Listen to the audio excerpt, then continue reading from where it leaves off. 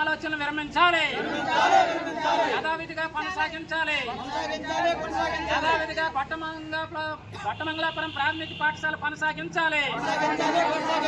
కొట్టమంగళాపురం ప్రాథమిక పాఠశాల యథావిధిగా కొనసాగించాలి.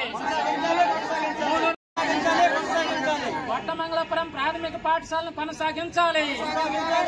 విద్యార్థులకు న్యాయం చేయాలి, విద్యార్థులకి విద్య అందించాలి. విలీన ఆలోచన విరమించాలి, విలీనం ఆపాలి, యథావిధిగా కొనసాగించాలి. 2 సంవత్సరాలు చదివించి అప్పుడు టీసీ తీసుకుని చేసే పరిస్థితి ఉండదు. అప్పుడు ఏదైనా కింద నుండి ప్రాసెస్ కదా, మేము కింద నుండి ప్రాసెస్.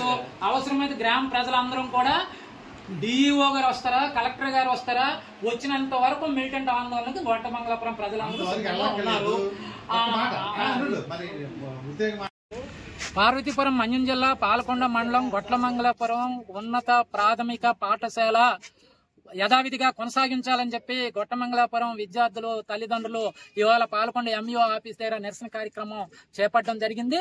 ఇవాళ ప్రాథమిక పాఠశాలలో ఉన్న 3, 4, 5 తరగతుల్ని విలీనం చేయాలన్న ఆలోచనని తక్షణమే విరమించాలని చెప్పి గొట్టమంగళాపురం ఉన్న ఉన్నత ప్రాథమిక పాఠశాలని యథావిధిగా కొనసాగించాలని చెప్పేసి గొట్టమంగళాపురం పిల్లల తల్లిదండ్రులు, గ్రామ ప్రజలు సంతకాలతో కూడిన వినతి పత్రాన్ని ఇవాళ ఎంఈఓ గారికి అందజేయడం జరిగింది.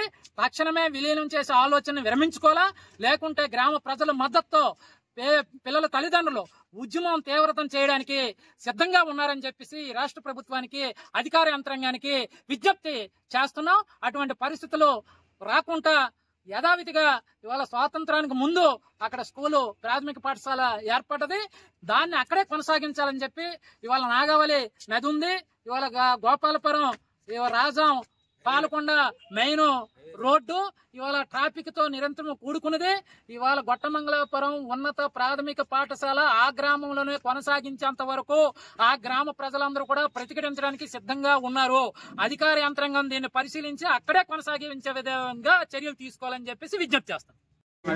అనమాట గోపాలపురంలో కలపడానికి చూస్తాంటారు. దీని కారణంగా తల్లిదండ్రుల మీద నిరసనకి దిగడానికి సిద్ధంగా ఉన్నాం. మా స్కూల్ మాకు ఉండాలని గవర్నమెంట్ కి ఇజ్జత్ చేస్తున్నాము. మా పిల్లలు ఆ స్కూల్కి వెళ్ళి రావడానికి ఇబ్బందిగా మారుతుంది.